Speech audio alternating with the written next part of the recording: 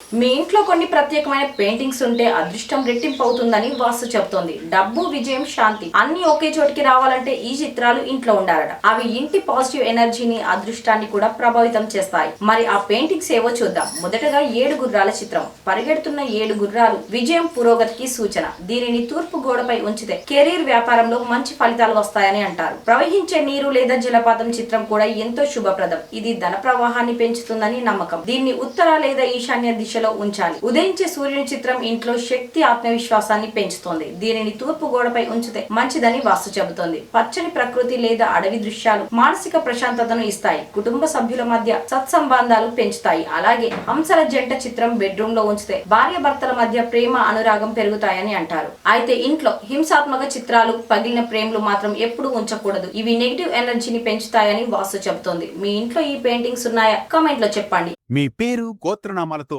పవిత్రమైన పూజలు జరిపించుకోండి ఆన్లైన్లో వేదమందిర్.com ద్వారా.